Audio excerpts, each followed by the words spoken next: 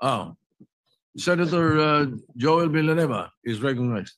Thank you, Mr. President. I was supposed to give a personal and collective privilege, but then, Mr. President, just to not belabor the issue anymore, because we have Senator Lacson who is set to deliver a privileged speech. May I just make a short manifestation, Mr. President, if I may? Yes, you may proceed. Yes, Mr. President, thank you. Mr. President, sabi po nung dating sikat na senador dito sa bulwagang ito, na itago natin sa pangalang Joker Arroyo, kapag bad ka, lagot ka. Pero ngayon, Mr. President, kapag good ka, lagot ka sa mga sindikato. Mr. President, ngayong araw pong ito, kaninang umaga, nagulat po ako nung meron pong kumaladkad sa pangalan natin tungkol po sa flood control project sa mahal nating lalawigang Bulacan. Uulitin ko at parang sirang plaka na po ako, Mr. President. Wala po ako kailanman naging flood control project. Hindi ko po sasabihin na I categorically deny this accusation. Dahil po may resibo po tayo. Meron po pwedeng i-verifika kung bakit ito nangyayari.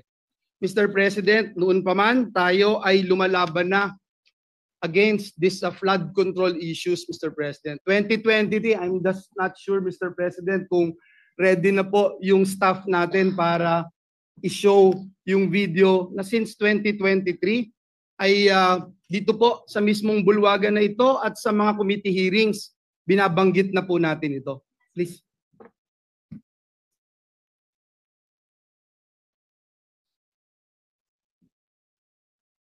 Please po. Kinausap ko nitong nakaraang Karina, ang lahat nagsasabi, mas worse. Yung dating hanggang bewang, lagpas tao na. Yung dating hindi binabaha, binabaha na. Hindi inaabot na bahay, binabaha na. So, I don't know how else to say this, Mr. Chairman. Yung 5,500 pala na programs, projects na natapos, na ipinagmalaki ng ating Pangulo noong SONA ay patsi-patsi lang. Hindi rin nakatulong, tingin ko, Mr. Chairman, hindi nakatulong kasi patsi-patsi nga po eh. Sana ang hiling ko na lang po ay kahit na hindi po masisimulan next year, makita po natin talaga yung master plan para po meron ding confidence yung mga kababayan natin that it's really moving, Secretary. Kasi kung titingnan nyo po from last year tsaka this year, baka walang magsabing nag-improve talaga sa amin and I'm speaking from personal experience. Kinausap ko nitong Mr. President, noong pong time na yun, Mr. President, nagpunta po tayo sa Kalumpit kasama si Mayor Lem at si Governor Daniel Fernando. Binanggit po natin sa lahat ng news outlet na palpak talaga ang programa ng pamahalaan sa flood control. 2 years later, Mr. President, ang Pangulo ng Republika ng Pilipinas pumunta rin po doon sa the same town with the same mayor and with the same governor at sinabi rin po ng ating Pangulo, palpak nga ang flood control program ng pamahalaan. Mr. President, para po tayong sirang plaka, dito sa Senado paulit-ulit, 1.4 billion pesos ang budget ng gobyerno pero nasaan po itong flood control na ito? In the same year, Mr. President, kanina sa Kamara, sinasabi in the same year, may program daw po si Joel Villanueva. Wala pong ma-verify, wala pong ebidensya, wala pong resibo. Pero patuloy po itong tinatanong. Mr. President, sabi ng matatanda, kung sino yung lumalaban, siya yung gusto nilang tamaan ng mga sindikato. And if you can't convince them, confuse them. Binanggit din po yan ni Mayor Vico Soto. Mr. President, hinahanap pa ba natin ang mastermind? Dito rin po sa bulwagan na ito, Mr. President, unang nasabi yung binabanggit kahapon ni Senate President Escudero, a name that cannot be mentioned. Walang iba kung hindi si Dracula, na ginawang tagapagbantay ng Kamara doon po sa National Blood Bank natin. Ngayon, Mr. President, nasan po si Dracula? Bumaba daw po yung dugo. Bakit? Kulang na po ba ang supply ng dugo? Kaya sa iba na humahanap ng dugo si Dracula? Sino ba ang mastermind nito, Mr. President?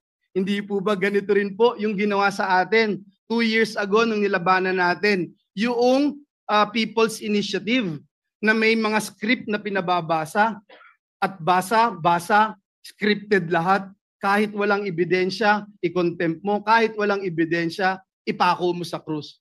Mr. President, hindi po tayo natatakot sa mga ganitong uri ng demolition job.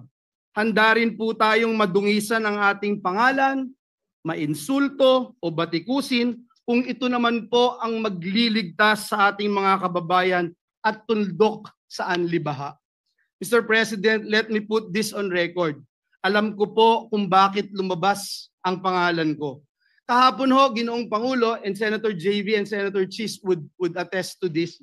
May hawak po ako ng mga affidavits ng mga taga-DPWH sa Bulacan. Pinakita ko po sa kanila at sabi ko, i-bring up ko po doon sa committee ni Senator Marcoleta. Hindi ko po ito nagawa sapagkat alam naman natin, Mr. President and Majority Leader Migs, alam natin yung nangyari kahapon. So we were preparing, I didn't get the chance to attend the committee hearing. Pero ang sabi ko nga po kay SP Chis kahapon at kay Senator JV, this is way too low. Assistant District Engineer. Para namang, bakit naman pag-aaksayahan ko ito ng panahon? And then, ito nga po, lumabas bigla kahapon ang taong ito. And I'm not trying, Mr. President, na just to defend myself and hit this pawn, Mr. President. Kasi alam naman natin sinong may hawak dito. Kaya ang hiling ko po sa bulwagang ito, ang hiling ko rin sa ating Pangulo, alam ko na sincero po kayo. Alam ko po na masakit po sa inyo itong nangyayari. Pero klarong-klaro po sinong mastermind, Mr. President. Klarong-klaro po kung nasaan na si Dracula. Kung bakit bumaba ang kanyang dugo. Kasi hindi na ho malaman kung saan tatago yung bilyon-bilyon o trilyon-trilyon sa lapi. Hindi na alam kung saan kaya bumaba po yung dugo. At mismo si Dracula sinasabi hindi naman niya gagawin ito kung walang basbas ng amo niya. Sino ba ang amo niya, Mr. President? Sino ba ang naglagay sa kanya bilang tagapagbantay ng national budget? So yun lang po, Ginoong Pangulo, ang nais kong sabihin, Mr. President. Binanggit po kahapon ng ating Senate President Chis Escudero yung mga pangalang hindi pwedeng banggitin noon. Pero ngayon, Mr. President, may ginagawa ang Diyos, buhay ang Diyos. Ito pong nangyayaring ito, alam po niya na ito'y maglilid sa katotohanan at ang katotohanan ang magpapalaya sa atin. Uulitin ko po, Mr. President, hindi lang po categorically denying yung binabatong putik sa atin at para dumihan ang ating pangalan. May resibo po tayo, madaling verifikahin, tayo po ay more than willing mag-undergo at sumali sa anumang investigasyon sapagkat wala po tayong tinatago. Ngunit ang hiling ko, Mr. President, atin pong alamin at siguruhin na may ebidensya yung ating mga sinasabing sangkot dito. At sa mga susunod na pagdinig, bibigay ko po lahat ng aking nalalaman. Wala din po akong sasantuhin gaya ng sinasabi ko noon pa. At Mr. President, I will never betray my principle. I will never, ever,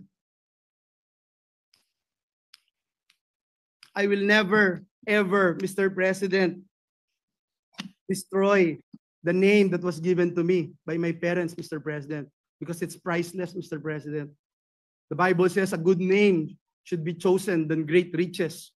Pinalaki po ako ng magulang ko na naniniwala ako sa langit at impyerno. Pinalaki po ako ng magulang ko na naniniwala ako that when you die here on earth, you will face your Creator and immediately into judgment. Pinalaki po ako ng magulang ko na sa impyerno, wala pong graduation. Kahit 1 bilyong taon, kahit 1 trilyong taon, pag ikaw ay nagkasala, pag ikaw ay pinarusahan ng Diyos, wala pong graduation doon. Mr. President, my duty has always been to serve our kababayans. Lalong-lalo na po ang mga kababayan kong Bulakenyo who suffer from flooding year after year. And that is where my focus remains, Mr. President. Finding real solutions, not engaging in black propaganda. Mr. President, I will not be distracted by lies. And instead, I affirm my commitment to the work that truly matters, serving our people with honesty and integrity. Maraming salamat po, Ginoong Pangulo.